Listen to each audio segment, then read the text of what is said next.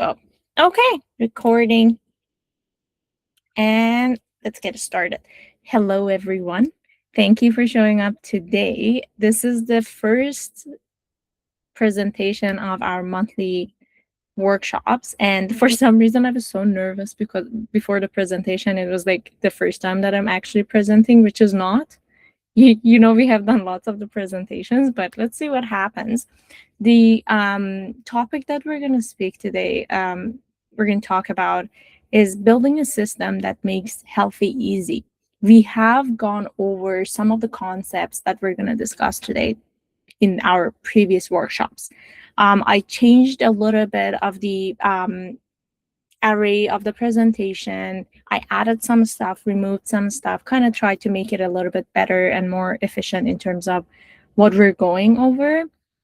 The reason that I built this topic is because um, not for everybody in the group chat, not for everybody in the community, but obviously for some of us and most of the time, September is a busy month.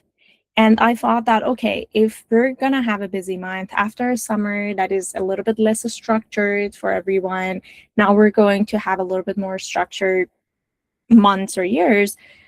What should we pay attention to? And I was like, okay, if September is going to be busy, maybe we should practice building some structure, putting down some strategies on August.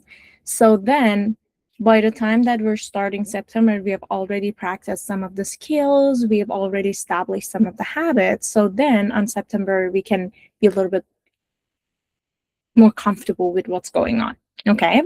We're going to talk about habit building, how to understand why most people fail in habit building, what happens in the process. We're going to talk about how to stop relying on motivation. We talk about motivation and discipline a lot all the time. The goal is to learn how habits form initially, and with understanding that, we get to um, have a better autonomy in forming our own habits, necessarily not relying on somebody else as well. But also, we're going to practice and also kind of learn how to build a system, a simple system that works for our lifestyle, because something that works for me not necessarily would work for somebody else. We're going to leave with one 5-minute action that is a daily challenge that we're going to have in August. So that's something that we're going to agree on what every single person is going to do on their August for 21 day. It will be a 21-day challenge in August. And we're going to discuss about that. We're going to have a Q&A time as well to see if there's anything that is maybe a little bit vague or you don't know how to cater it to your own lifestyle or your goals. We're going to talk about that. So, raise your hand if you've ever started a diet on Monday, couldn't finish it, or you have bought a planner and you never used. If you had a great motivation for 1 week and then it dropped down, I'm hearing that the hands are being raised down. And also, anytime if you have started something with high motivation and few days after or a few weeks after, you feel like, okay, that's it, I'm out of it and I don't know how to move forward. Um, it happens. It's like literally everyone except me that I was presenting and I couldn't raise my hand, which I should. It had happened to me as well. The thing is that the problem is not me, the problem is not you. The problem is that we're relying on motivation most of the time instead of building a system on how to get to our goals. Motivation is high at the start. It's amazing. We feel great for any reason. We're hyped. And then because we don't know how to move forward, we think that by using that motivation, we will get to our goals. But the problem is that sometimes the goal that we have might take a year, 5 years, 10 years, and that motivation expires after 2 days, 3 days, 4 weeks, something like that. Now, we're going to talk about the psychology of change and what happens in our brain when we want to change something, or it happens that we get to the process of changing a habit or changing a part of our behavior. So this is the natural processing way that our brain does when it goes to change. It has five, actually, it has six stages. The sixth one, I'm going to tell you at the end and why it's not necessarily part of it.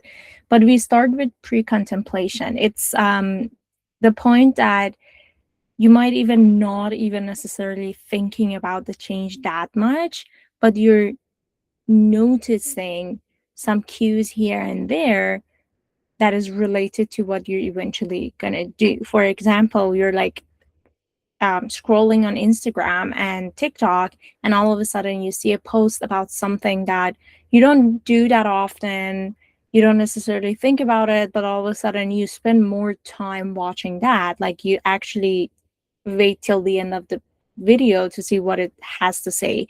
For example, for someone who has never been into a gym or something like that, the time that they actually pay attention to videos about health, fitness, exercise, nutrition, something like that, that's the time that they're pre-contemplating. And it's really interesting because as a trainer, I work with people who are not necessarily at that stage. The time that you're coming to me, you're few steps more forward. And sometimes it's hard to remember or believe that some people are actually in pre contemplation or at the stages that they're not even thinking about a change. And I sometimes have to remind myself that not every person is going to the process of the change and not every person is at the same stage. After that, when you got enough stimulus or you get enough push at the pre-contemplation stage, you move to the contemplation stage, which is you're actually considering the change. You feel like it's necessary. You feel like there is a need for that, and you're starting to think about it, and you're actually thinking about what to do. You're looking into, for example, gym memberships. You're looking into workout programs, you're looking into recipes that you need to do, or um, actually searching actively, like searching, okay, what is the recipe, what should I do? um, After that, we move to preparation, which is actually providing the tools and environment for change. So it's still not necessarily something that you have done, but you're one step more forward. You're not just searching, you're buying a stuff, purchasing a stuff, talking to someone, consulting with a coach or an advisor. And that's the preparation, like getting a gym membership, actually, like the day that you go and sign up in the gym, or the second that you purchase gym equipment for your home gym, that's the time that you're preparing yourself. The second that you start um, buying groceries for that specific recipe that you were searching, like the healthy recipe, that's the time that we're at preparation. The action phase is when you actually start taking your first step, your baby steps that we're going to do. For example, doing a workout, counting your calories, doing the portioning for your food, um, following a healthier guideline for your nutrition, something like that would be the action. Now, the thing is that in order to get to a point that we can say, I've achieved my goal, we have to do these actions long enough and consistent enough in order to see the results. Now, in terms of enough, we can't say how long because for each person, the goal is different. What we want to achieve is different. But in order to build the habit and call it a change, you need to do it at least something around 8, 9 months consistently so we can call it a change. Okay.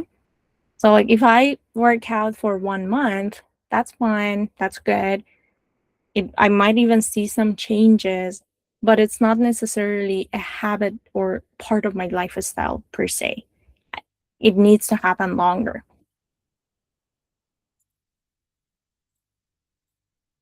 Okay, now, when we're talking about this change and the maintenance phase, oh, I was like, okay, hold on. with that.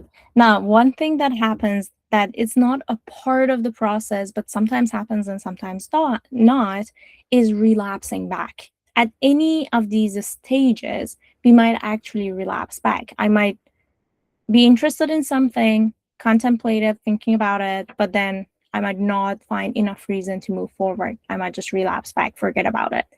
I might start taking actions, and for any reason, like not being consistent, not finding the discipline or the system that would move me forward to the maintenance phase, I might just relapse back. And then when we are relapsing, we don't necessarily go to the first step. It really depends. Sometimes people just fall back one step. Sometimes they fall like all the way down. They forget about what they have been thinking or the actions that they have been taken. So the relapse is happens for different reasons. When you're in the maintenance phase and you have been doing it for long enough, the possibility of relapse is way less than the other stages because you have changed a behavior. It's like a solid change. Um, which is in the other stages, there's a high chance to relapse back because it's not part of our lifestyle. Okay. Now, in order to stay in the maintenance level, we need to understand how our brain works and how can we kind of trick our brain to stay consistent with what we're supposed to do, even when the motivation is not there. So one thing is that when we talk about habit building this much, the reason is that our brain loves efficiency. And when you're having a routine, the brain falls into that efficient process that it doesn't have to spend as much energy that you would spend at the first place when you're starting something new. It's just comfortable. This is a conversation that I have had with some of you that have been saying that when you're a beginner into, for example, going to gym or weight training or anything new, be proud of yourself when you're seeing somebody and comparing yourself with someone who has been doing it for 5 years. It's harder for you to show up in the gym. It's harder for you to do a workout at home comparing to someone who has been doing it for 2 years, 5 years, 10 years. And the reason is that your brain is spending extra energy in order to agree on doing that workout. So you have to be proud of yourself. You have to be understanding that you being in a gym, you doing a workout on a day, you practicing a nutrition habit, you are actually doing a harder work comparing to someone who's really strict and they have like figured everything for themselves. Okay. Now, when it comes to our brain, it definitely prefers something that is more familiar, easier, and more automatic. And it's the thing we call habit, or the lifestyle that we have that is based on the habits that we have, instead of making it difficult, uncertain, and effortful. And that's the reason that we try to do the workouts almost at the same time, same days, as much as possible. That actually helps to make it a bit more familiar, more routine. Now, when it goes to building a habit, what happens is that we get a cue, we do something as a routine, and then we get a reward out of that routine. And then if this loop properly happens, then eventually by repeating this loop over and over, it means that we have been in maintenance level and we can stay in the maintenance level. So these are like the actions that we would do, but we need to find out how to put that action in that loop to make it a bit more effective.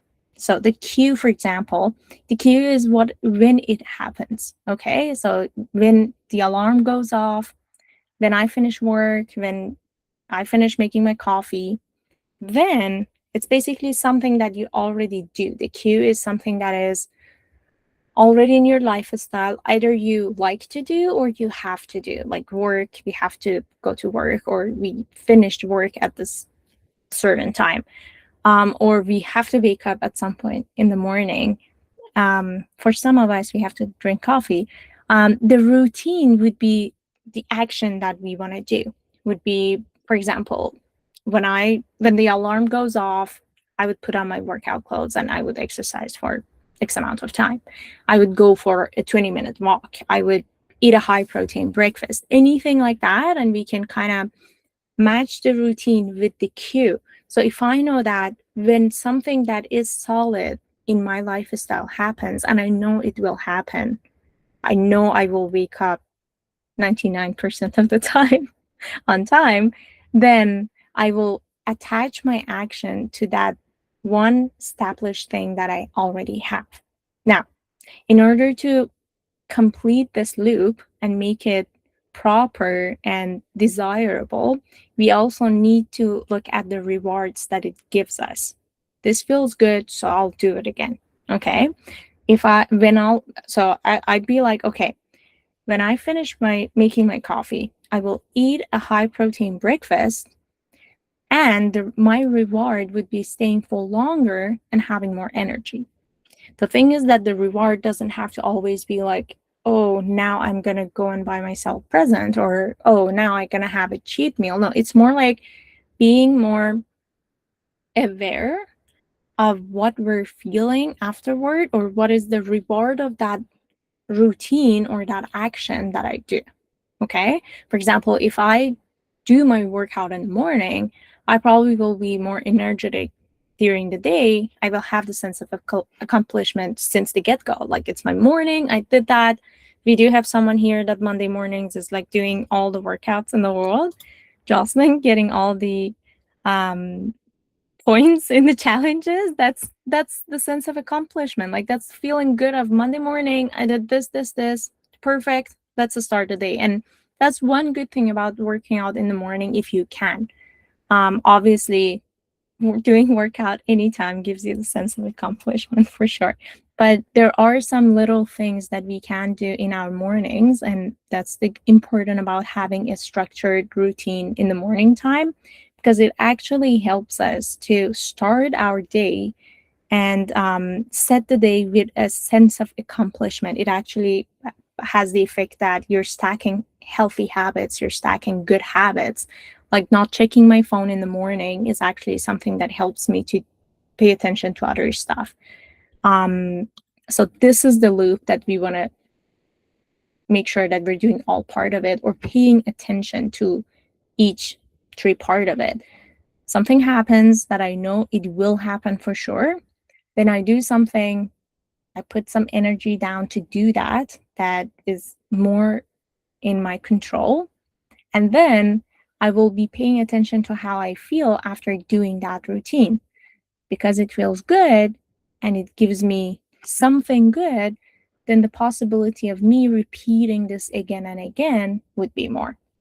The reason with the reward, the reason that I'm saying that you need to pay attention to the outcome of it is that you might actually feel good. It might actually help you, but just because you're not noticing the change, you're not noticing the good feeling or the good effect of it, because sometimes it might actually not necessarily feel the best, but you see the effect throughout the day or throughout the week.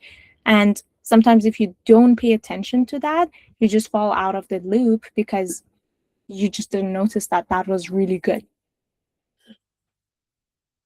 Does anyone have any questions so far? All good? Perfect. Oh, okay. Hi, Rana, by the way. Oh, hi, Melika. Okay. Okay. So let's move forward. So this is my favorite topic. You all know if you have done any workshop before with me, and is the identity-based habits. Okay. Um, it's a really exciting topic. It talks about the fact that if you want to change something, or you want to have something, you need to be what you want. If you want to, let's say, gain muscle, if you want to lose weight, if you want to look fit, if you want to feel fit, if you want to be fit, you gotta do stuff that a fit person does. You're gonna exercise regularly, because that's what a healthy person that is regularly working out does. It's not because, oh, I have gained some weight, I have to go work out and burn that. It's not, it's literally like the example that I have about the smokers, that when somebody is trying to quit smoking, there's a difference if they answer you like you would ask them, do you smoke? And somebody would say that, no, I'm trying to quit, versus someone who would say that, no, I'm a non-smoker. And they're both at the same stage. They're trying to quit. They're not like get quit at smoking, but there's a difference between these two people, even though they might end up not smoking. One is a non-smoker and would have a higher chance of not getting back to smoking just because it's part of their identity. Now, the reason that it helps is that it shifts your focus from the goal, the end goal that we have, to something that we have to do to get there. The identity is something that I repeat it every day, something that I am, versus something that I want to achieve. Okay? Does that make sense?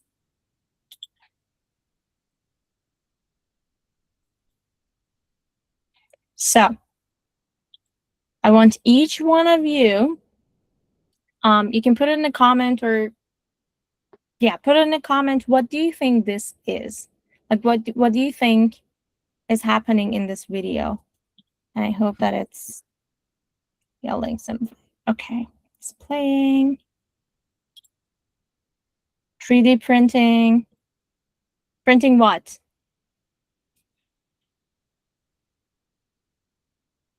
I see Jocelyn's hand. Jocelyn, do you want to give a guess?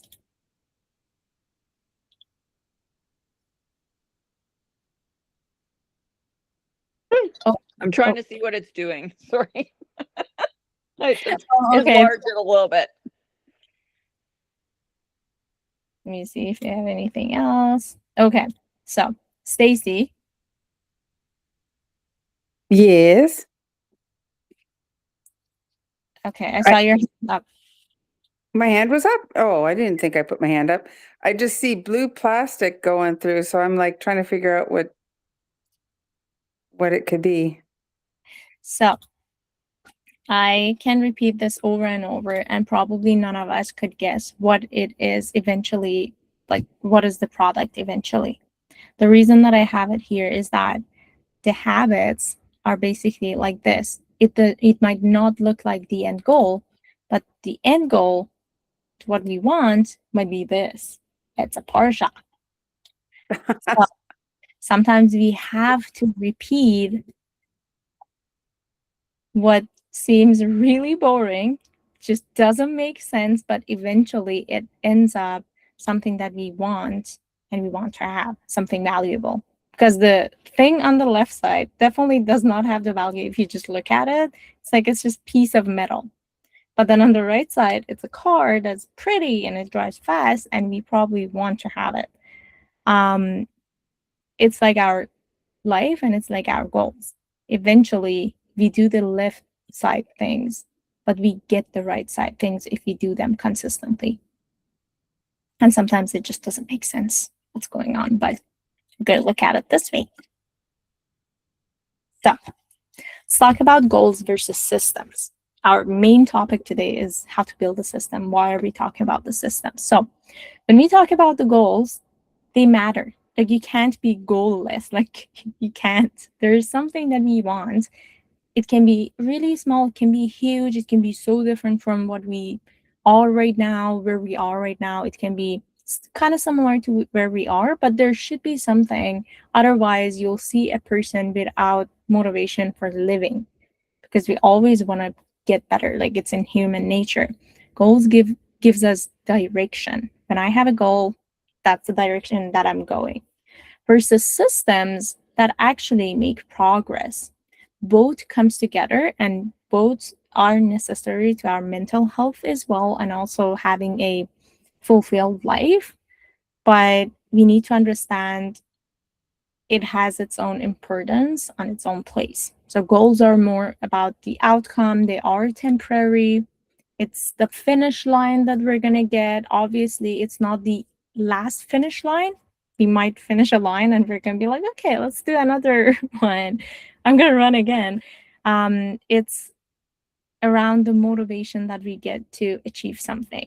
But the systems are about the process. It happens daily, weekly. It happens in fractions. It's more about the lifestyle versus the last second, the finish line, and it's more about the routine. So the one on the left side can be really exciting because when you imagine the things that we want, when we imagine the finish line, the second that we're feeling so good with having something, it's so motivational. It feels great. It's like things are just like exploding in our brain. And then the systems, the right side that you're seeing right now, kind of seems boring and it's not that exciting. And it's just like a river that is flowing little by little. And literally, when we want to say something is just boring, it's like I've fell into a routine and it's just so routine. But that's basically what will get us to that finish line. That's why it's important. That's what we're talking about. So, when it comes to building the system, we want to make sure that we're building the proper system. Like the system, we can't just build a system and get to a different goal. So, we want to make sure that one most important thing is that the system that we're actually building is helping us to get where we want to get. Now, when we talk about the system and the goal versus system, there is something that is really exciting to keep remind ourselves, and it actually helps us to be more disciplined at even when we lose the motivation, and is the compound effect. So what it says, and it's actually like the math, like literally the math, is that over the course of a year, when I try to be 1% better every day, okay, it's 1.01, like literally 1% better, for 365 days. The outcome is that from number 1 that I was at the first day, I will get to number 37.7.8, something, 38, after 1 year. Now, this is the math. If we be 1% better every day. And the same thing happens with 1% worse every day. Now, the good thing is that at least we drop a little bit less, but it's the same thing. Like we can be here, we can be here, but just doing a little bit of change. And it doesn't look like it because 1% better than yesterday seems nothing. And sometimes it's so difficult to convince ourselves that, oh, I'm doing better, or finding something that we're doing better. But that's actually true. Like if you think of each one of us, if we think of us right now versus us last year, there has been a stuff that we have been doing better, and there might be some stuff that we are doing worse. Like, did I spend more time in front of TV watching something that didn't matter to me? Probably yes. What happened to my brain? What happened to my time? Something like that. Did I actually spend my last 6 months last year exercising more, learning something new, or anything like that? And it actually, this compound effect, you can apply it to saving money as well. This is actually what happens if you save a little bit more every day. That helps. That this is a topic that people talk about in finance as well. I think Melika Hill can help us a lot. But the thing is that we need to understand no one gets healthier from one salad, one workout. No one gets unhealthier from just one meal that we would eat outside, and it's like high fat, high calorie, everything high from one cookie. It's not about that. It's more about making sure that the overall system is moving towards something healthy, and we're doing it little by little. So we should not expect progress with eating just one salad, or just eating one healthy meal, or 10 healthy meals, because we have 365 days ahead of us. But the thing is that this also should not make us disappointed, or should not cause us that to be like, okay, I ate healthy 1 week for a week and nothing had changed. It's changing. We're just not seeing that compound effect, and see how it's like slower here at these parts, and more we move forward, it actually gets faster. Like the process gets faster. That's why I always tell you that for the first 4 to 6 months, we might not notice much of change, even though it's kind of like happening underneath. We might not actually notice it that much. And the magic happens eventually with the consistency that we keep. We just need to learn how to keep that consistency. And knowing this, like knowing that, believing that, it actually helps us, that kind of gives us patience to stay consistent throughout the year, throughout the years. And we see the results eventually. The thing is that, again, we got to move to the right direction. We need to do what to do. And I bet anything you say, that every single person here in this group chat and most of the people outside, they know those small things that can help you get better. Like, there's no one here in this group chat that would say that, yeah, I don't know that eating healthy would get me healthier. I don't know that vegetables matter. I don't know that protein matters. Like, we all know. You don't work with me just because I tell you that, oh, protein matters. We work together because you want to stay consistent throughout X amount of time, so you see what you're supposed to see. We want to get there. That's the compound effect. Now, that's why I train you and coach you based on this. This is the 9th step that I always talk about, and you've seen that a lot. And this is what I actually follow when I'm coaching you. Every time I'm thinking that for this person, over the course of the next year, what can we do 1% better on each one of these steps? Can this person move a little bit more? Can this person eat a little bit healthier? Can this person get a bit more supplements that would help toward their goal? Can this person recover a little bit better? Can my client plan a little bit better for what they're planning to do? From this, and that's why I'm like, keep repeating this every time I talk to you, but maybe I don't say the 9 steps, but that's how I coach you. Imagine that you get 1% better at each one of these aspects and combine that together. Because we're just talking about one thing. Now imagine that you're getting better at each one of these. Obviously, there is not 100% chance of success, because always there's something happens, but a high chance of success by just getting a little bit better on different aspects of our lives. And it matters to pay attention to different aspects of our lives, because it's good to have consistency in one thing, but naturally, when your identity changes based on what you're doing, you naturally would pay attention to the other parts of your life as well. Health has different aspects. Yeah, we do have the physical health, we also have the mental health, we also have the social health as well. So, the system builder. That's why we talk about the first step, that is planning, prioritizing, and preparing over here. And that's why it's the main and first step. Planning matters a lot. And hear this out: if something is not in my calendar, it just doesn't happen. You all have this experience with me, or some of you might have this experience with me, that for some reason our check-in calls gets canceled, or you can't make it, or I couldn't make it. And if we just say, let's do it another time. Literally, I have Sarah here from last week that she missed her call because she was in Vancouver and she didn't tell me. But no, I'm kidding. I called her in Vancouver and I was like, okay, go have fun and we're gonna figure it out. But I forgot to give her availability. And this week I was not doing the check-in calls and like totally gone because it's not in my calendar. Like, that's something that I use a lot. The reason that I'm taking care of you is my Google Calendar. I praise on that. It matters because it actually takes that mental energy off of your head, that you don't have to constantly think about, okay, should I do it now?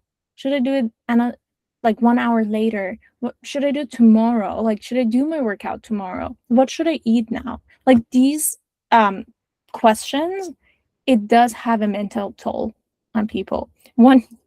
One good example that I can give you that comes from my personal life, that is a van life right now, is that Mohammed and I, we noticed a really huge strain like on our brain every time that we have to decide where to park, where to go for work, like if we're going to a cafe. And what we decided to do is that during the work days of the week, we're going to pick just one parking slot. We're going to park there and we're going to kind of plan our week, just 1 week, but we're going to plan that 1 week based on what we have access to. And it has gone way easier comparing to last week that I didn't have. I was like literally going crazy just to tell you that. But yeah, it's deciding what we're going to do and when we're going to do it. And we can do it monthly. There are some stuff that we can plan monthly. We can plan some stuff annually. There are some stuff that we can plan weekly. Like you can just take a look ahead to your month, to your week. And if you know that you're going to have something on that day that you usually do your workout, just plan ahead for that. Move it to 1 day ahead or push it to 1 day backward. 1 day backward. This is something that I do with some of you. Like in the check-in calls, I actually ask you, are we good for next week's workout? Is there anything that is going on next week that we have to move something around? So then you don't have to worry about it on the day of your workout if you can't do it. And that's the good thing about meal planning as well, like knowing that, okay, I'm going to have this on that day that I'm busy. I'm going to eat this on that day. So you don't have to worry about it every second. Okay. Like scheduling your workout in the calendar, planning your meals, even like deciding what time to go to bed, something like that, or what time to get up, that those are something that can help. Prioritizing is knowing that everything can't be important. Like we can't do everything all at once. There are stuff that matters to us more. Like I can't drink water and wine at the same time. So like what Sarah is doing right now, I would just put my water in my wine glass and I'll drink water in my wine glass. But I'm just kidding. It matters to identify what is the most important thing in our current lifestyle based on the goal that we have in our current system.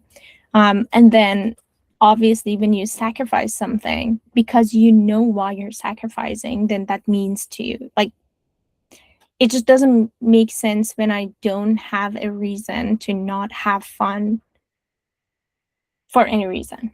Like if I know that I love to have pizza right now, but I don't have a reason why not to, why should I not have my pizza, right? Nothing against pizza, just saying. But also in a busy day, in a busy time of your life, you might have heard this from me. We have done it. I have done it with some of you that I've told you that working out today or working out this week is not a priority. Getting a proper sleep is a priority right now. Like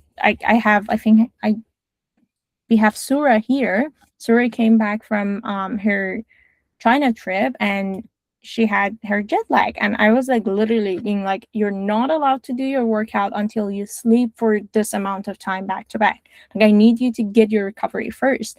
And that's the importance of knowing what has priority. That's the prioritizing step. And that's, I know for some people out there that are a little bit more perfectionist, it can be difficult. But instead of trying to be perfect, we need to do some stuff. We have to get some stuff done. And by prioritizing it, we can actually not kind of get stuck with pile of actions that we want to take, but maybe for any reason, lack of energy, lack of time, we can't take all of them. Preparing helps us to remove frictions. When we prepare some stuff ahead of time, we basically give ourselves higher chance of success, less chance of skipping something or failing in the action that we want to do. obviously we plan some stuff, we know that this is important, but also we need to maybe prepare some stuff to make it happen, like meal prepping on a weekend, packing your gym bag. For example, like one of our Jess has the habit of always having her gym clothes and gym bag in her car that she can go to gym right after the work. That's the preparation, and it has been working for her for years. Like I know her for almost 5 years, and she has been doing the same thing. Just having healthy snacks around you at home, if you're working from home or like just at home, or at work in your office, just having like the protein bar handy, um, something like that that gives you less excuse to skip something that you wanted to do and you had planned to do. It's good to know what you want to do. It's good to put the time aside. Also know that it's important, but also you need to do something to make sure that it's happening. Now, let's talk about August challenge, because we're talking about planning, prioritizing, and preparing. The August would be the month of planning. You're going to see that I'm going to share you tons of content and tons of posts about how planning is important. But starting from August 3rd, for 21 days, we're going to have the daily 5 minute action plan that would be you spending 5 minutes, can be in the morning, can be in the anytime you want, can be at night for the day after. But we want to think about what do we need to do either today or tomorrow. Like ideally earlier in the morning or later at night for the day after would be the best. But we're gonna moving forward, we're gonna decide what we want our action to be. Like that 5 minute action for someone can be just putting their snack aside for tomorrow at work. For someone can be deciding what is the workout time, if it's working, what am I going to do. For someone can be just picking what meals they're going to eat, or maybe meal planning, anything along those lines. And that has the highest point, obviously, because that's the main challenge. And then the workouts that we're going to do have 2 points. The personal best has 2 points, and cardios and sports that we're going to do, because you can also record the sports that you're playing, like volleyball stuff as well. That would be 1 point as well. Okay, so that would be our challenge. And now this is something that we're going to all talk about. One thing that you can do is to actually have a set of these little things somewhere that you can, when you're thinking about tomorrow's planning or today's planning, just kind of like write down in front of this. For example, on that 5 minutes, I'm going to spend just quickly writing down in front of these that, okay, what is today's top priority? When am I going to work out? What am I going to eat? How much water do I want to drink? What might happen today or tomorrow? And what am I going to do about it? You can completely skip this structure and do your own thing, but there has to be a 5 minute that you're spending time to either go to through your day or the day after. Now I'm going to give you 5 minutes to think about this, and what would be your 5 minutes that you're gonna do. What are you going to do and when are you going to do it? Obviously, in terms of the timing, I can't follow when you're finishing the task, but I'm going to go ahead and ask every single person, what are you going to do? What is the most thing that you feel like you need that 5 minutes daily planning in your life? I also need 5 minutes to think about it. But if anybody is ready, please raise your hand. Also, Stacy, your hand is already up, so I might call you. I have not put my hand up. I don't understand why it says it's up. Oh, that was from before. That was from like the very first. That's what I'm saying. Like your hand is already up. Hold on. So now you're picking on me. Got it. You want to go, like if you want to go ahead, go ahead. Okay. Well, just so I'm clear, so we're picking one of these, or this is what we have to go through in the 5 minutes every day? This is the structure that I would suggest, that this is basically kind of tackling your nutrition and your workout, and also like your water goal as well. But you don't have to necessarily follow this. So you can be like, I want to follow this, I want to like answer all of these. Or you can be like, no, my biggest thing that I need to do for 5 minutes is to prepare my workout clothes for the day after. Or I don't know, like book a group fitness class for the day after. That's my 5 minutes. So every person's can be different. I gotta like think about it right now myself. Okay. But yeah. So, like for me, I think my biggest issue is workout time. Like I could say that invariably is like even tomorrow I have a day off, but I also have things planned because that's also the day where I would do appointments and things. So I'd have to sort of work out my schedule and see like, okay, where's that workout going to fit? And can I get to the gym, or do I need to move that to Saturday and do a home gym workout instead? So is that the kind of thing we're looking at, like for our 5 minutes of, okay, Yes. And gotcha.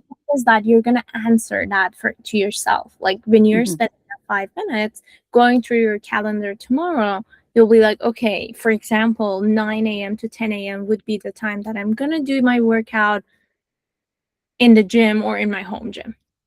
Okay. Okay. Yeah. So yours would be the workout time. Okay. Okay. Do you now I have something for each person that after finishing this call, please go ahead and put your 5 minute action that you're going to do in the group chat as well. Okay? Or later on. Thank you. Okay, I see Mohammed gave it thumbs up. Mohammed, what do you want your 5 minute action to be? Can you hear me? Yes. Okay.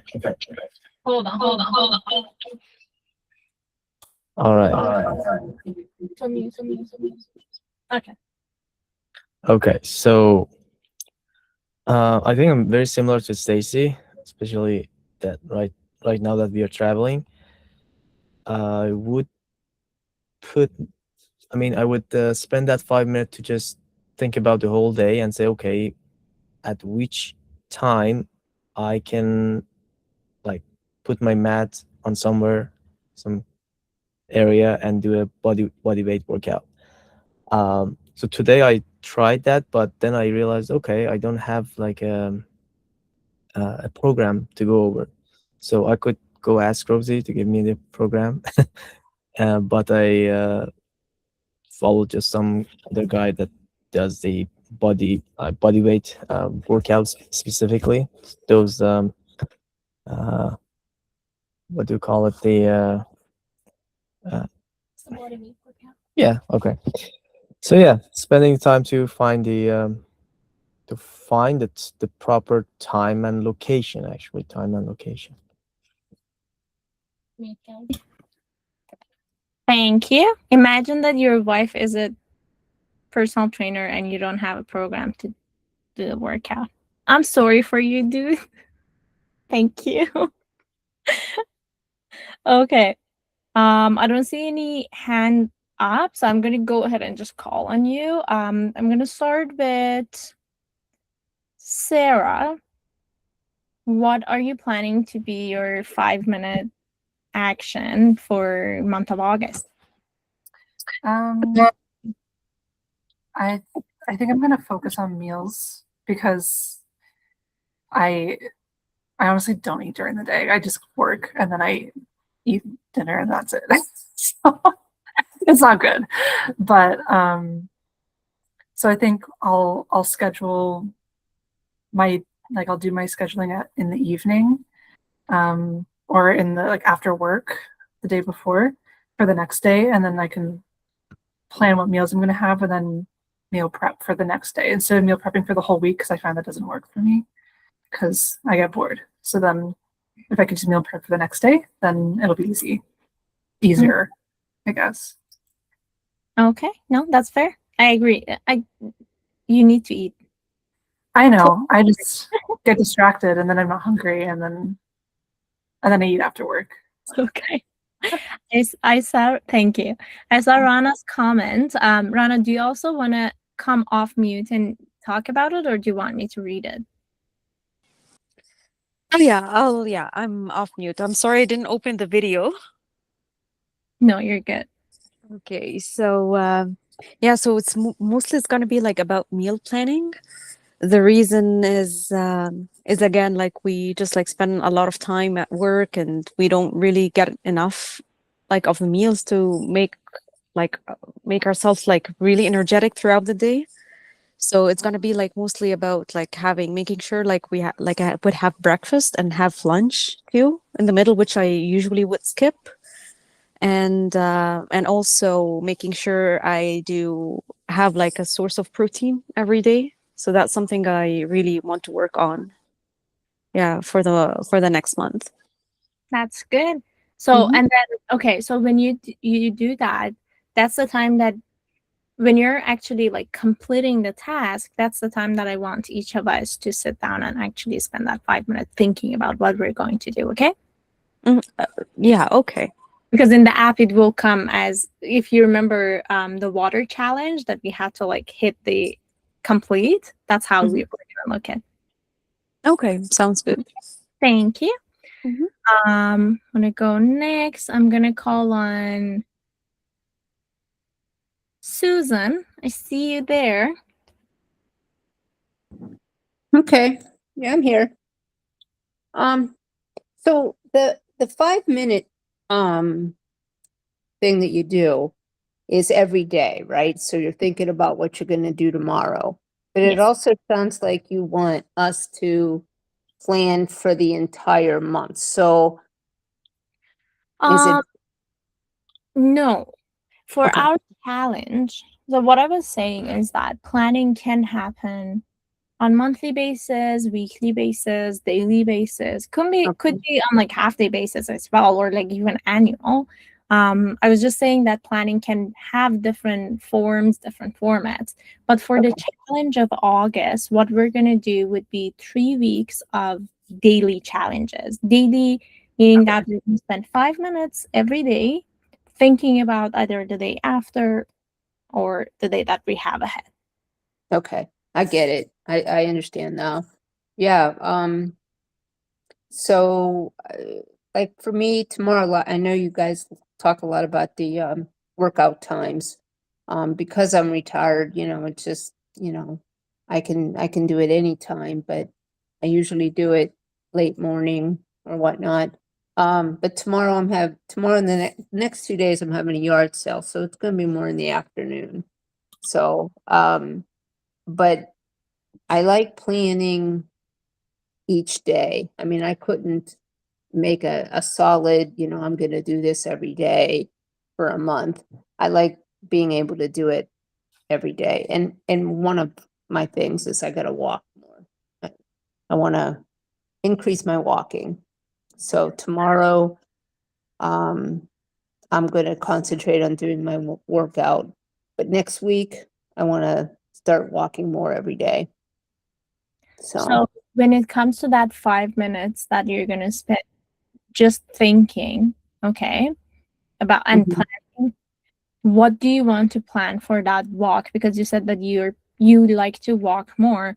Do you need to plan for when to walk or where to walk? And what do you need to think about? I walk anywhere, really. Okay. Yeah. And either with somebody or with some music or something like that. Yeah. Okay. So So for you, that 5 minute would be just a matter of you hitting the road, just walking, mhm. rather than necessarily planning for it because you feel like you do have the time. Yeah, Okay. right. Thank you. Yep. Stacy, did you have a question? Well, I did sort of like to build on what we're talking about here because I like the idea, and I'm with Susan. I like planning each day because things can fluctuate from week to week or whatever. To just plan the next day ahead is actually a really good idea. So let's say, tomorrow is a scheduled workout day. So today I'd have to plan how that's going to happen. But maybe, let's say on Tuesday, I know that that's a recovery day for me. So Monday, maybe what I want to do then is plan to make sure that, like, where am I going to get my 140 whatever grams of protein for tomorrow?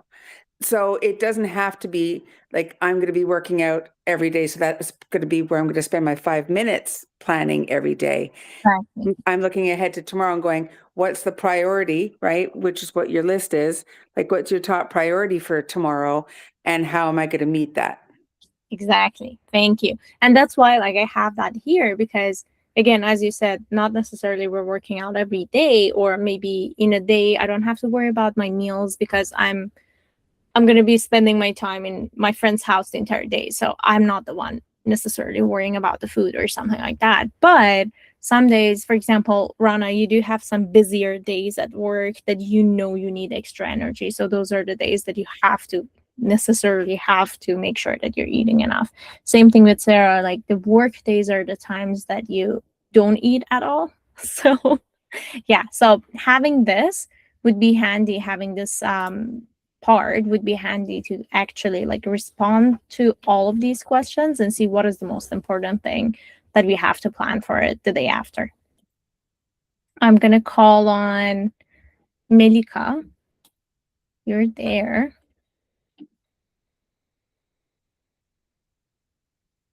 Oh, okay. You can so Melika has flu and has bad coughs during okay. So for her, I'm gonna read your comment then. Sorry, I got flu and I have bad coughs during speaking, so can't speak very well right now. But for mine is workout time, and I always have challenge with that one with that. Wants to put it in first thing to do in my list, but sometimes other plans won't let me. I have to figure it out this first. Sorry, I butchered your comment. But okay, so for Milka would be also the workout time and prioritizing that. I'm gonna call on Jocelyn. Yep. So for me, it will be meal planning. Specifically supper meals and what we're gonna have, who's gonna be home to eat it. So how many people am I cooking for? And what days of the week am I cooking? Because we sometimes take turns. Do you do it daily, or like would the plan be daily or weekly in terms of who takes the turn? Yeah, so just because of our work schedules and stuff, we have set days that we're gonna do it. And when it's not planned out, those are the days that you pick not healthy dinners. Okay. So basically the days that it's either you're planning who's gonna take the turn, or if it's your turn, you're gonna plan what would be the meal. Yeah. Okay. Got it. Yeah. Those are everything else, like the workout and all that kind of stuff. I'm a creature of habit, so that's scheduled. Yeah. Perfect. I'm gonna call on Sura. Sura, do you want to go ahead and tell us what would be your focus on that 21-day challenge? What do you want to think about every day to kind of plan ahead for the day after? Hi, Rosie. Hi, everyone. So, yeah, hi. So the most challenging thing, and Rosie knows that, it's my plan for my exercise. So for like meal, every day, I cook healthy meal for my family. But the most challenging thing is for me to do exercise. So as I think Melika said, I want to do exercise. But then, when I come home from work, or sometimes I work from home, and then I said, okay, I'm going to do it later on. And then later on will come, and then I'll be busy doing something else. And then it will be pushed to the night. And then the night come and said, okay, I'm tired. I'm going to do it tomorrow morning. and tomorrow morning comes and then I don't do it. So I think this is the most challenging thing for me. And I like, honestly, I want to work on it because I want to do the workout and I want to lose weight and become more healthy. Yeah. So if it's just, for me to say, to plan that in the morning, and then I have to stick to that time. I have to, okay, when I say it's 4 o'clock, it should be 4 o'clock, even if I'm doing something else.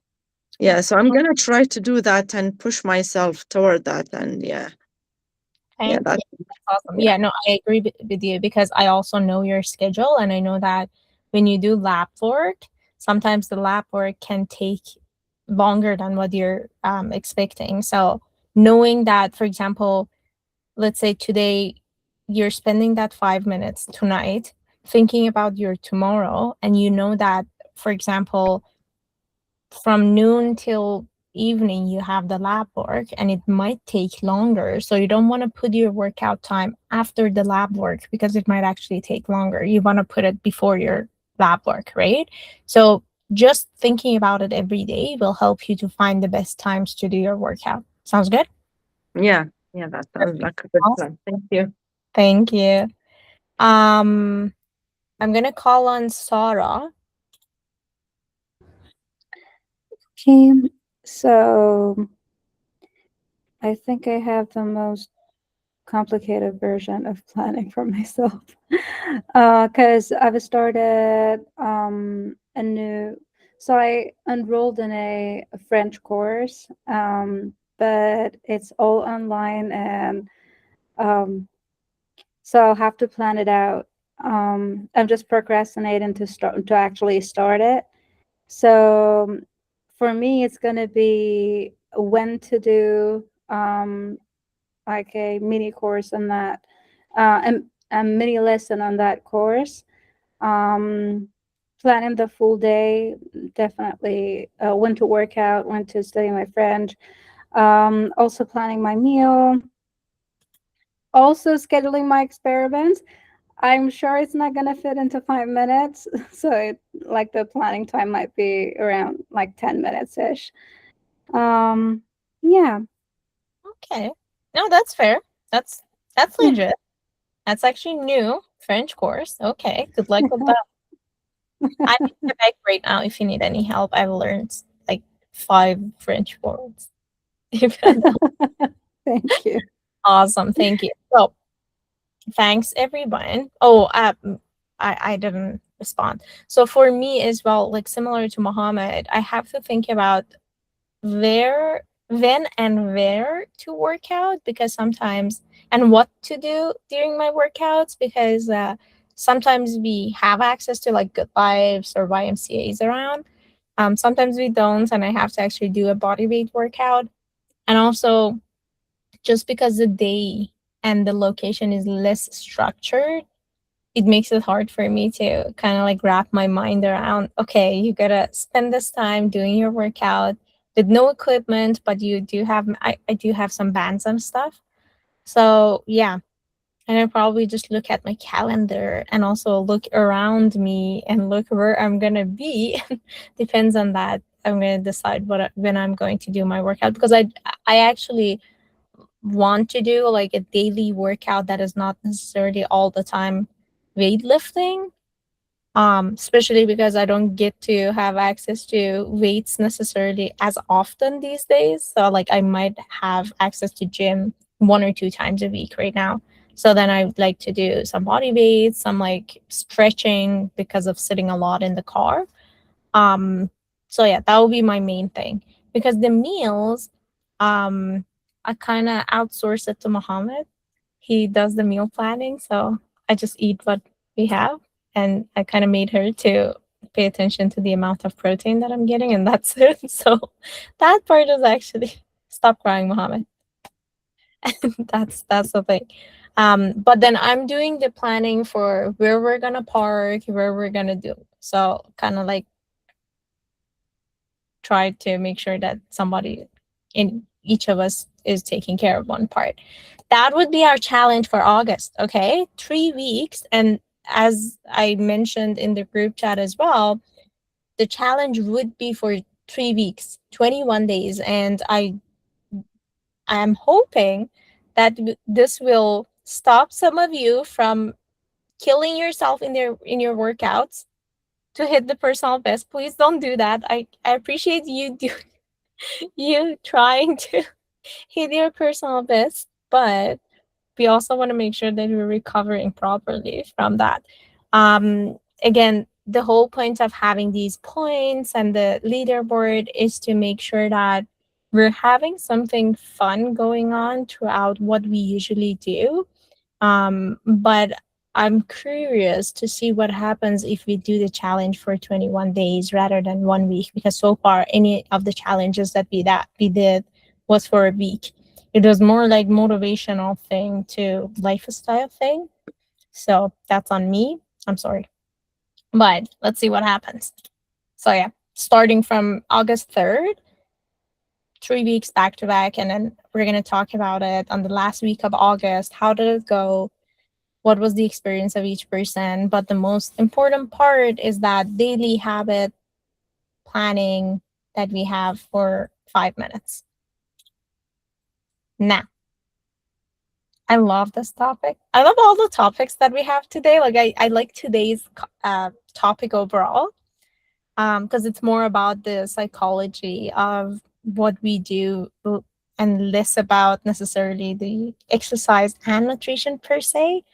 But I think with each one of you, I have talked about discipline versus motivation, and you are fully familiar with this concept. But motivation is emotional, discipline is behavioral. That's why motivation comes and goes, and when we do something with discipline, it gives us consistency. The thing is that having a good system helps us to not make ourselves to do stuff, because when we're talking about discipline, it's more like I have to do that, I make myself to do that, whatever is going on, even if I have the hardest day and whatever happens, I do my workouts back to back, 2 days 3 days back to back, because I missed it throughout the week, but I'm disciplined, so I have to do it. But having a system actually helps you to not deal with that as well, because sometimes you feel like, oh, I messed it up, I didn't do something for a few days, and now because I want to still be consistent and I still want to keep pushing forward, I'm going to make myself to push harder for a period of time just because of not pushing for a certain time. But the thing is that if we have a good system, usually we don't get to that point. But even in that point, it's important to kind of push ourselves a little bit harder. So the motivation says, I'll exercise when I feel like it. System says, it's ready to go. I have prepared, I have planned, I know when I'm going to do my workout tomorrow. I know where I'm going to do my workout tomorrow. And I have prepared stuff for that. That's the system. Now, the discipline says that no matter what and what's going on, if it's hell raining outside, you still gotta go, which is still good. But the thing is that it's also can be unsustainable at sometimes, because then it can give you the kind of like you can feel shameful of not doing some stuff just because you're pushing yourself to be disciplined in some areas, if that makes sense. And also, not each person is necessarily always highly disciplined. But if you learn how to have systems, you don't have to be the most disciplined person in the world. System is actually making it easier for you. It's kind of like doing something smarter rather than harder, if that makes sense. And the motivation is just doing when you feel like doing it, something like that. That's kind of like discipline. It's keep going. That's the motivation that comes up and down. But the system is still the same line. But the thing is that you don't have to keep pushing yourself to do the hardest thing, which is going to work out, eating healthy. It's more like I do have a system that I can rely on. It's working, and I will just follow that. Okay. This is the group activity. So what we're going to do is that we're going to build our own system. I actually have my pen and paper here as well. So grab a pen and paper, or if you're taking note on your phone, grab your phone. And when it comes to building a system, we're going to follow this path. Okay. We're going to talk about the goal that we have, the daily habit that we have to do in order to achieve that goal, what triggers it, like when we're going to do that, the cue, the preparation, what we need to prepare for that, and the backup plan if something came up that we couldn't do, or we couldn't do at that time or at that location, and what would be the reward. Like, is there anything that I can make to make it better, if I can do to make it better, or if there's an outcome that comes after I do that action. Okay, for example, the goal is to have, for example, I want to have more energy throughout the day. If I walk for 20 minutes immediately after lunch, in the morning, anytime, but like let's say after lunch, like midday, I'm like at work, kind of tired, kind of very, I take a walk. Right after the work is the trigger. When the work is finished, or when I have my lunch, that's it. I had my lunch, let's go do that. And then if my shoes, like my walking shoes is at an office, or my working clothes are ready in my house because I'm working from home. But what if it rained? Okay, I'm going to use treadmill. What if something else happened? I'm going to do this. So that's the backup plan. And the reward for me, this one would be listening to my favorite podcast. This way I can make it happier for myself to actually go for a walk. This will increase the chance of me doing this again, repeating the system again. Another example would be I want to eat enough protein every day. So the daily habit would be including a protein source at every meal, for example. The trigger would be every time I prepare a meal. So anytime that I'm basically preparing a meal, that's what I want to do. I want to include a protein source. Now, the preparation would be I need to have protein-rich food available when I'm going grocery shopping, and have it available in hand. Like if it's frozen when I'm trying to eat, it doesn't help, right? So just the preparation would be having it ready to eat in any way, either having it at home or making sure that it's cooked before, anything like that. And the backup plan in case something happens, like let's say I have a busy morning, so then the backup plan would be I already had a protein shake, I have a Greek yogurt available, I do have for example, I can't make a shake, but I do have one of the Fairlifes available that I can just grab and go. Or I can have a protein bar. I have a protein bar at work, for example. And the reward would be I feel full longer. So this is something that you don't necessarily give it to yourself per se, like you don't play the podcast like this one, but you have to pay attention to how you're feeling. So the reward comes out naturally out of what you're doing on that day. Okay. So you can do this for tons of the goals that you have, and it can be more energy, walk 20 minutes, more energy, eat more energy. It can be like go to different directions, but let's do one for the sake of right now. And we're going to go through each person's little system, and we're going to talk about that. So let's take 5 minutes. Let's do that. And then we're going to talk about it. Let's go. Do you need a paper?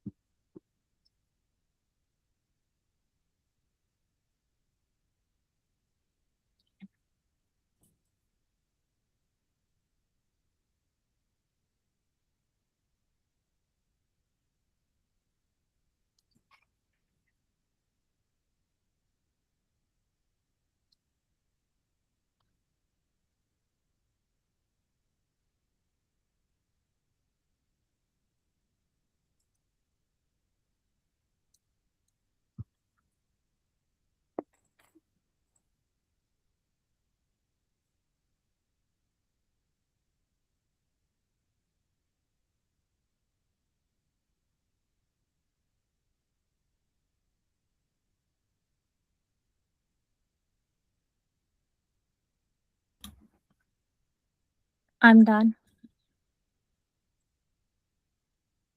Whenever you're done, you can raise your hand.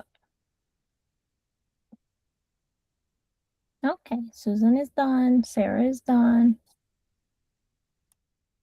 I'm Sure. done. I'm just having a glitch with my phone. Oh, okay. Stacy is done. Oh no. What? Are you okay? Okay, I'm still there. I thought I got disconnected. No, you're good. We have you. Okay, I can actually go ahead while some of you is still writing. So my goal, I want to move more consistent. Like I want it to be daily because there are some days that I feel like I'm not moving enough. The daily habit that I want to have here is 10-minute core workout that has like stretch and core. And the trigger would be after my morning skin routine, because that's something that I always do. And that's like really solid in my morning routine. And in terms of backup plan, I was thinking that if it's like raining or I didn't have enough space outside of the van, because I was thinking of taking my yoga mat outside and doing that core workout, is to if I didn't have the space necessarily outside, I can go for a walk, like a morning walk. Or if it was raining and I really had to stick to inside the van, I do have like a inside the van yoga routine that is like more of a stretch, and I'm using I'm using the side of the bed or like the benches and stuff to do that. So I do that instead. The reward would be my breakfast because I love breakfast. So I'm gonna be like, okay, I'm gonna do that workout before my breakfast. Like I have to do it, and then I can get I can have my breakfast because I love my breakfast. So that will be me. I'm gonna call on Sorry, I Stacy. have a question. Oh, go ahead, Surah. Yeah, is it okay to do workout before breakfast? It's not necessarily a bad thing, but for example, for me, if it was a workout that was heavy lifting or would take longer than 20 minutes, I don't feel comfortable because usually I get like my blood sugar drops down. So just because it's a 10-minute thing, Mm, I do that. We also yeah. like next slide, we're gonna do Q&A on any topic you want to ask, but to cover you. It's not a bad thing if you're comfortable with it, but for some people, they're not necessarily comfortable to work out fasted. It's usually better to have, especially for female body, it's usually better to not work out fasted in general. Okay. Okay. Thanks. Okay, Stacy, do you want to go ahead and read yours? Sure, it's awfully similar to yours, where you like spying, looking over my shoulder, copying my paper. So my goal was to improve my flexibility and mobility. Flexibility, especially, I feel like that's really suffered over the past year or so. So my daily habit, I thought to stretch 10 minutes every morning when I get up. Trigger after I brush my teeth, because I am a creature of habit. Every morning it's the same routine. I go, I do those things, and I come back. So that before I get dressed, so I'm still in my comfy, relaxed pajamas. It's like gym clothes. I can move quite easily in that and do all my stretches. Preparation. So I have a set of stretches ready on my phone. Maybe I have a recurring calendar notification that goes off, so that it's accessible, and then have my yoga mat ready the night before so that it's ready to go, no excuses. My backup plan would either be to do it at night. If, let's say, I was rushed that morning, I could do it just before bed, or even if I just shorten it to a 3 to 5 minute stretch, then at least I'm still getting it in without, like, surely I can fit in 3 to 5 minutes, even if 10 seems like too much. And my reward would be, well, probably better sleep, better like movement, Also, I'd probably use like a habit checker or put it like in my fitness pal or something like that, because I'm data driven. So to see like, oh, 10 days in a row or 20 days in a row, whatever, like that's motivational for me. So yeah. Thank you. One thing that I wanted to mention, because with the examples that I had in previous slides, there were two types of rewards. One that you get right away, like similar to what you just said, or like me having breakfast right away, or you like having that check mark, and something like you would feel better during the day, or overall you would move better. For both are good. Personally, I feel like when the reward is something that you can see it right away, it increases the chance of us going through the system more. Yeah, Just I agree. That's why the checklist is nice. exactly, yeah. And then the checklist, as much as like maybe it's just a checklist, but that thing like that, it's just really it's a reward. It's actually a reward. Okay, I'm gonna call on. I think everyone is done. I saw lots of hands up. I'm gonna call on Sarah Bray. And then I'm going to call on the other Sarah. Okay. I did two. I did one with like the food and one for mobility. For movement, I don't want to sit all day, so that's my goal. Because sometimes I get stuck in work and then I don't stand up. I realize I haven't stood up all day. So I have a sit-stand desk already. It's just the fact that I have to use it. So that would be my daily habit. And then what I would do for my trigger would be either put an alarm on my phone or put it in my work calendar so it notifies me. And then, or I guess my trigger would be on the hour, and then my preparation would be the alarms or work calendar. And my backup plan would be if for some reason I can't use my sit-stand desk, or if I'm in the middle of something and I can't do my stand, I'll just do like a quick 5 squats or something to move a little bit. And then what would help is, or my reward is less back pain and hip pain and knee pain. Okay. What was your preparation again? To set an alarm or put in like my work calendar. Okay. Yeah.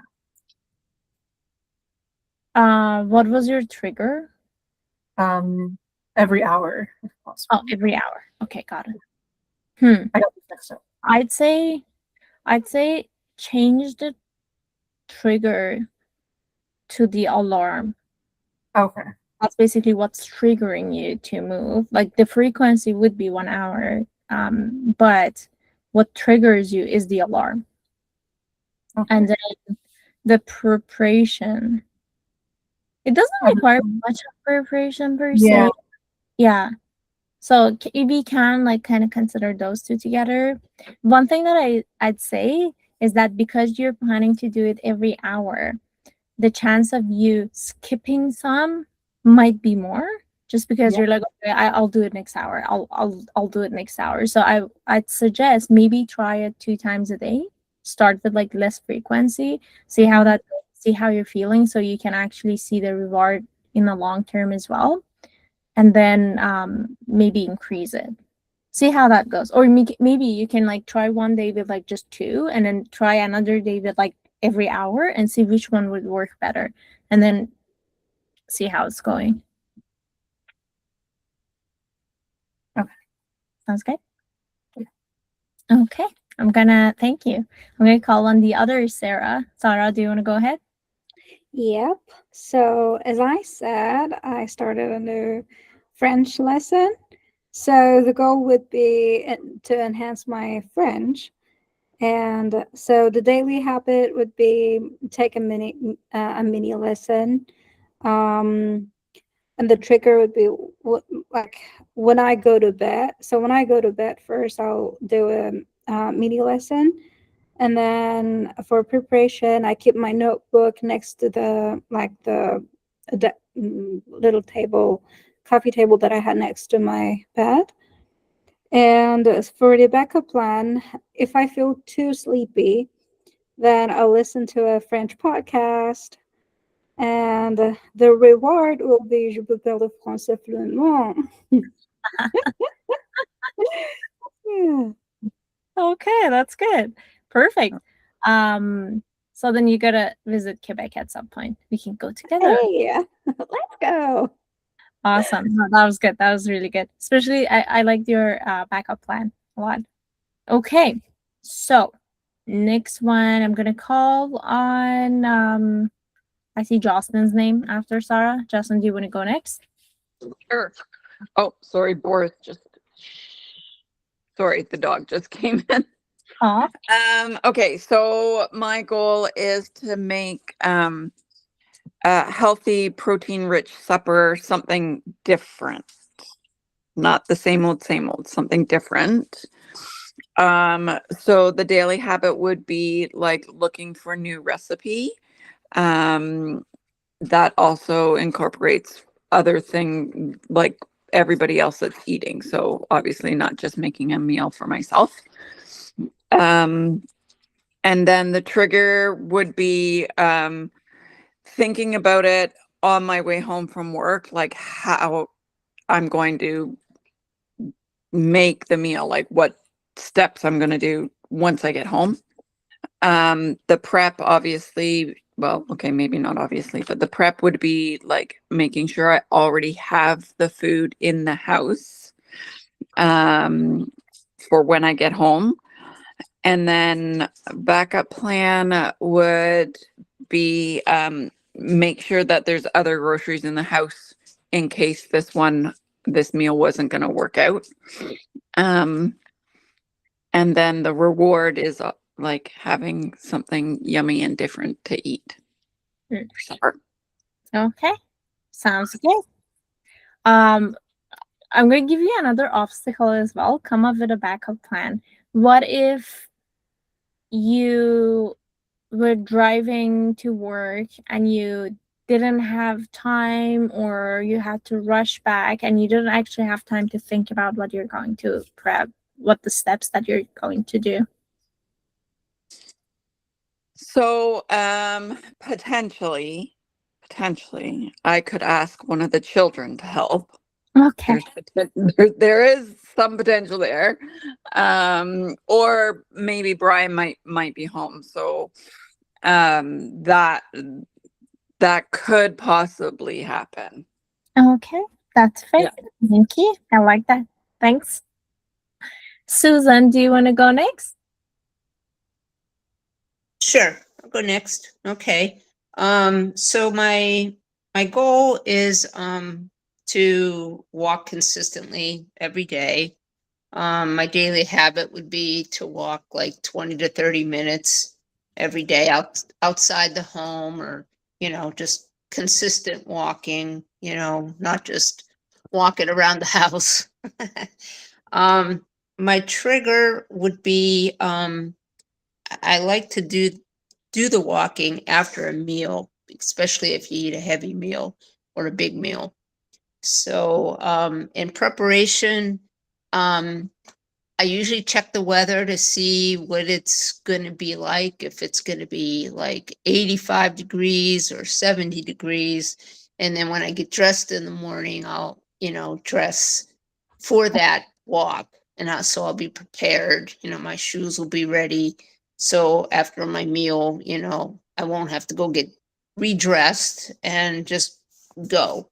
A backup plan would be, if it was raining outside or something like that, I would do maybe the elliptical or get in the, go over to the gym and walk on the treadmill and do the cycle or something like that, which I don't have a cycle at home, but I have an elliptical. And then the reward would be I'd have like increased endurance. Okay. So every time when you're going for the walk, if you notice that it's getting easier and your knee is more comfortable with that, you can call it a reward. Yeah. Perfect. Awesome. Thank you. I'm going to call on I'm going to call on Mohammed, but I'm going to ask Melika to comment her system in the comments, and I will read yours, Melika, if you're still hearing me.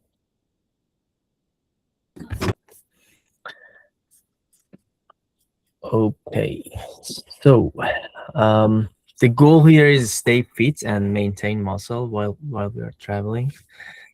So 2 habits I was thinking. One, complete a 20-minute body weight workout every day, and drink 1 protein shake immediately after breakfast. So the trigger is as soon as I finish my breakfast, I'm gonna prepare it. The preparation also and the trigger are gonna come together. So after the breakfast, prepare the shake, bring it to the table whenever I'm sitting to start working, and drink while working. The workout trigger is the first time I notice a suitable soft surface, grass, lawn, a park. I try to make myself conditional to stop, lay out my exercise mat, and complete that 25 minute workout. So if I can do this like for 21 day, I'm gonna be super happy. The backup plan, I can't do indoor, so I cannot do anything inside the van. So if I couldn't make the first suitable surface, I have to find the next suitable surface. That is the backup plan, I guess. Or if anyone can help. What if you couldn't find any suitable surface? I can do some jumping jack, if to call it In jumping. the van? No, like right outside. Okay. Yeah. What if it was raining? Then I'm gonna pass that day. No, that's a system. You're gonna keep it. Okay. Yeah, that is, and the reward is I'm gonna have an increased appetite and enjoying the food much more than when I don't exercise, and of course feeling more energetic and focused. Yeah, that's me. Thank you. Thank you, husband. So, one thing that I wanted to say about Muhammad's system, based on what I know about him, is that, well, you don't already have appetite after breakfast as well, and you barely eat your breakfast because you don't have appetite. How about you actually stack those 2 habits and put your protein shake right after your exercise, and those 2 can go together, but then your preparation would be after your breakfast or in the morning. Just prepare your protein shake. You don't have to drink it right after, but then you have to find the surface to do your workout. And then for your backup plan, you can still do some of your exercises in the van. Like you can do push-ups in the van, you can do squats in the van, you can do lunges in the van. And I live with you, so you can't give me any excuse. Any. So I'm gonna read Melika's comment, and then I'm gonna pass it on to Rana after me. So Melika's goal is to being healthier. The daily habit is walking for 30 minutes every day, and the trigger is in afternoon at the exact time that I can set. So she's thinking of, again, setting an alarm for a certain time. The preparation would be putting my walking clothes and shoes in front of the door and setting timer 10 minutes before the walk. Backup plan would be putting my headset on and dancing for 15 minutes if she couldn't do that. Okay, that's actually a good idea. The reward would be, if I do it every single day during the month, I will buy new workout top and shorts for myself. Okay, that's actually a really good reward. I wish we could give ourselves that reward every time we're doing the system. Like, imagine I'd go for a walk 30 minutes and I'll buy a Lululemon sport bra every day. Kidding. No, that's actually really good. Okay. So Melika, I'd suggest set it for 21 days and then see how that goes. Thank you. Rana, do you want to go next? Yeah, sure. But it sounds like Mohammed is under so much pressure. See, he closed his camera. Like, God, can you imagine if we all had a Rosie in our house with us? Oh, Okay. yeah. Rana, I- before you go, I'm gonna show you something. So Mhm. here, you can still do push up here, right? Yeah, I mean, like it's still enough room to do something. Yeah. So again, yeah. See, like you're on more pressure now. Mom. Okay. Go ahead.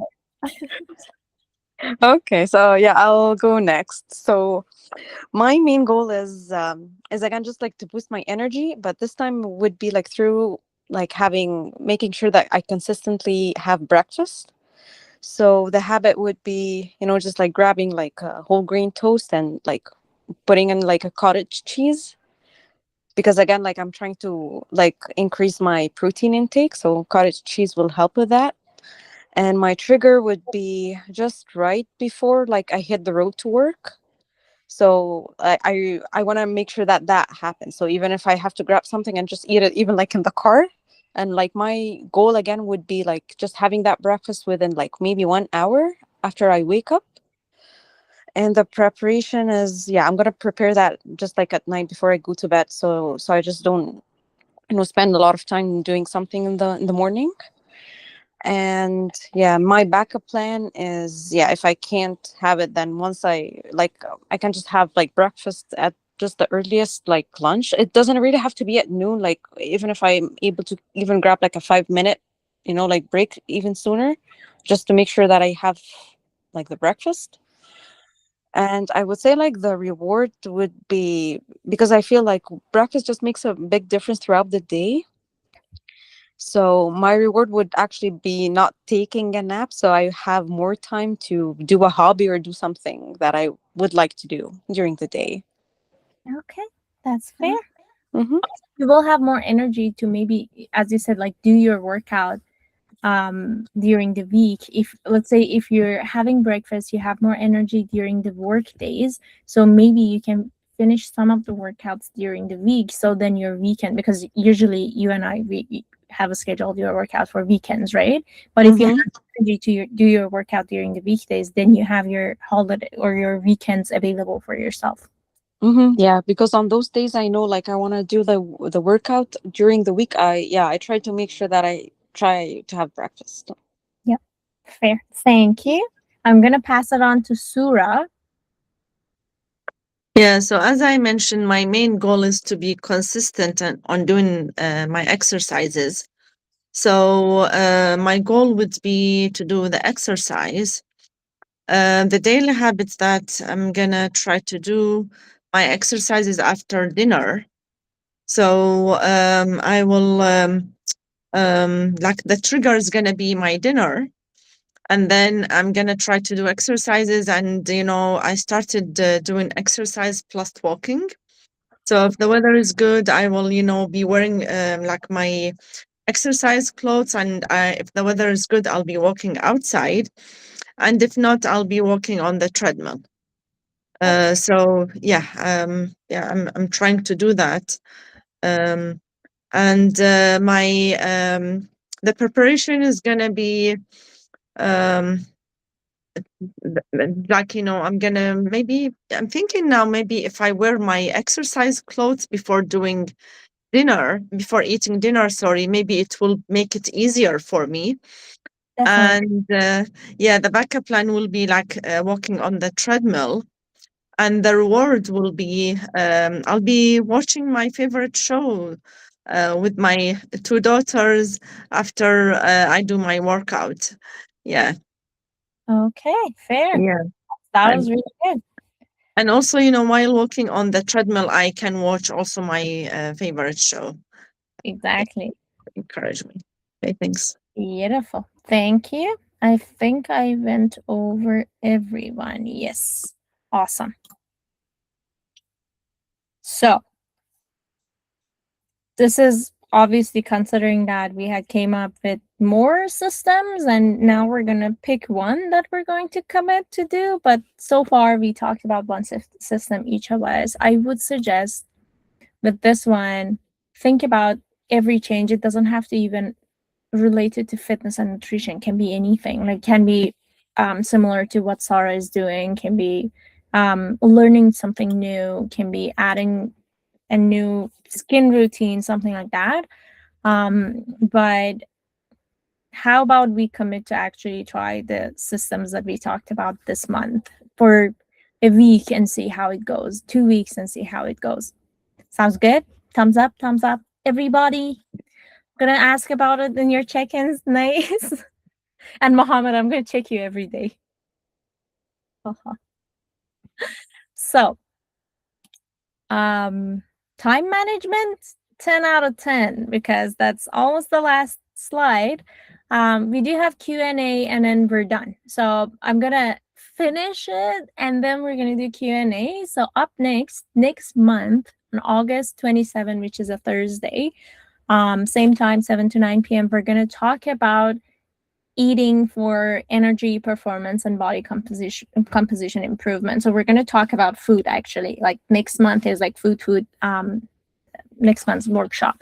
And the reason is that September for some people is busier, and I thought that knowing that, it might actually be a good idea to talk about what to eat, how to eat on September. But Q&A, and our Q&A would be about everything. It can be the topic, today's topic, but if there is any other question that you have, let's go. You can either comment it in the comment section or just raise your hand. And I saw Sarah's hand up. Sarah, do you want to go ahead? I just want to end. Because we didn't have our one-on-one. I just want to ask a question. Okay, does anybody else like faced with this problem that you diet for a whole week and you lose a bunch of weight, but then the weekend you just decide to have a cheat day and then you regain all of that weight that you lost over a week? Does anybody else have this problem? Yeah, I have the same problem as well. Oh my God, how can it be possible? Only one day. Yeah, it's so hard to lose weight, and then one wrong thing you eat, and then you gain the weight back, all the weight back. So Yeah.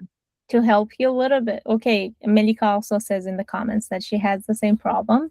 So when it comes to being in calorie deficit, we're going to talk about it next workshop as well for sure, but I'm going to answer you real quick, which is something that I'm always repeating to you on your check-in call. No. No, Like, hold on. so you keep telling me that I'm in losing weight, like progress. I'm progressing, but this time, believe me, I'm not. No, I believe you. So one thing is that you were on a trip, okay? So that's so natural to see some fluctuation in your body weight when you're going away and you're coming back. That's one thing. But even out of that, if you have been in the same routine, you're keeping your calorie deficit because you have a weight loss goal, you're in calorie deficit. But on one day and only one day, you're being on calorie surplus. For example, imagine that for 6 days of the week, you're in calorie deficit of 200 calories per day. Okay, for 6 days, it would be 1,200 calories that you are on deficit for that week. On the 7th day, you eat the way that you are on surplus and you're on a high, like huge surplus. Okay, kind of like covering all the 1,200 that you were on deficit during the week, and that can gain the weight back. But on the other hand, usually when we are having cheat meals or like the meals that are not necessarily our routine, they tend to have higher carbohydrate portions, or they tend to be a bit more saturated with salt as well, which ends up your body holding more water comparing to what you are during the week. Usually when you're eating, not necessarily it's correct to say cleaner, but when you're eating more of a whole food and something that is a bit more structured in terms of what you want to eat and is based on the macros that you want to get. When you're eating that, usually your body doesn't hold as much water comparing to if you eat out more, something that is more saturated with soda, salt, soy. These are stuff that actually like holds more water in your body. So it's not necessarily fat gain per se, can be weight gain, the same way that if you, for example, start creatine, you will gain weight, but it's not you're holding water. Okay, so part of it can be water, part of it can be the fat tissue. Does that answer? It doesn't. Okay, thank you. And we're going to talk about it next week on your check-in as well. Don't worry.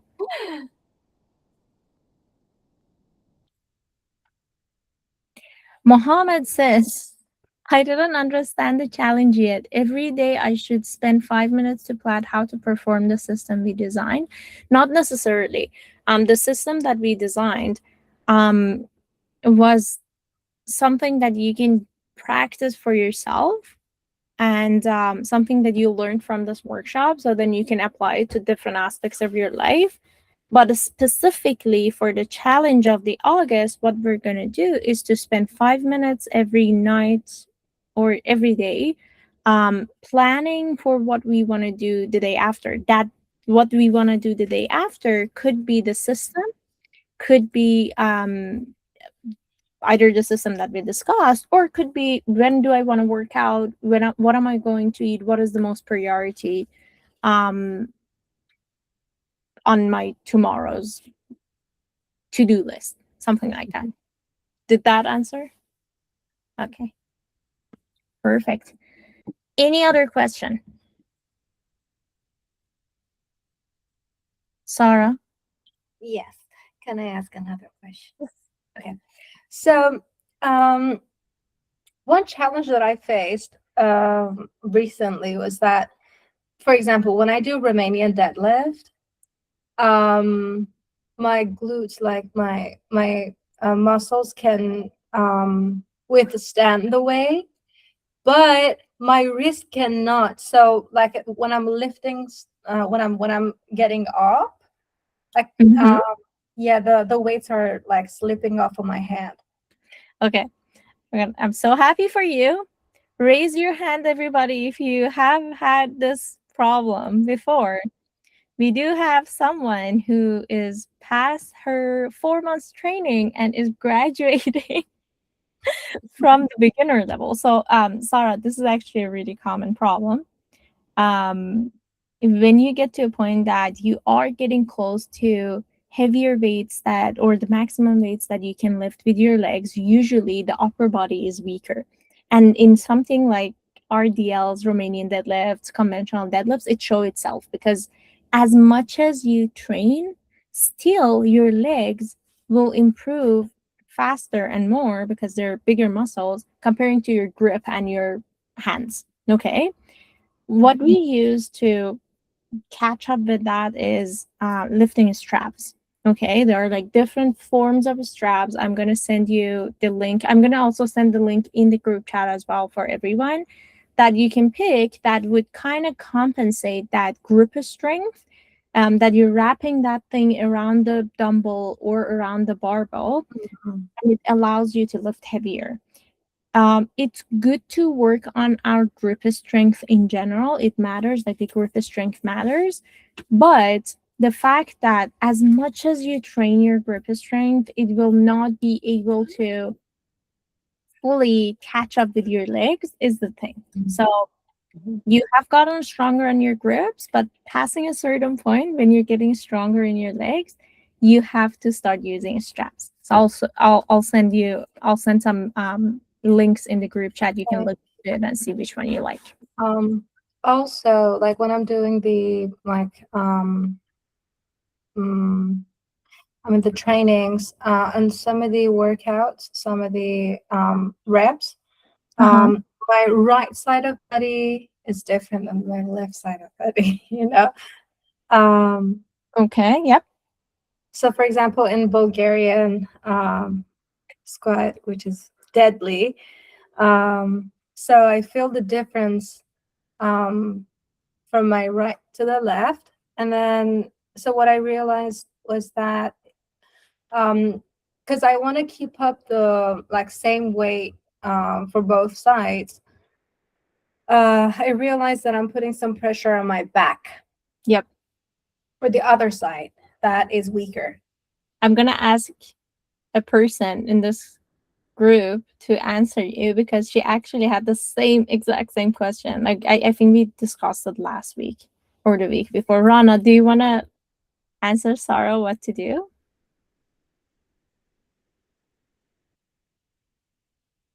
Hello, Rana. Rana, please. Maybe she's not around. I'm gonna answer you that.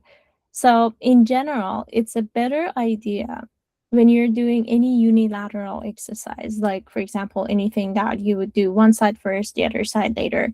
It's to start with your weaker side or non-dominant side. For example, for Bulgarian Spoda squat, start with your left leg, okay? And pick a weight that your left leg can do.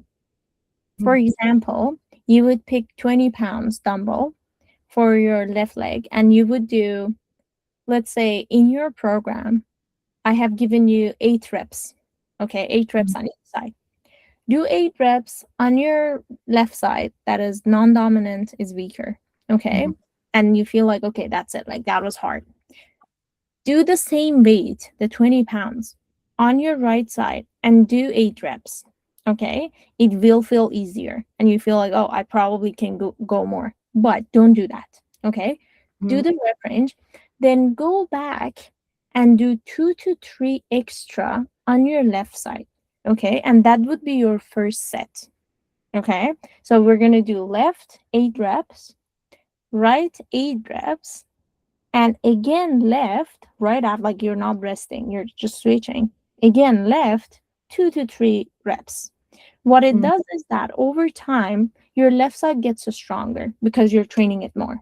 Okay, and at some point you will realize that now your left side and right side is kind of getting balanced, kind of getting even. Okay, and I'm going to tell you this, for probably ever your right side and left side will always be different because your brain, like the way that you're wired, your right side is dominant. Okay, but by doing this you can catch up the strength of the non-dominant side. Got it.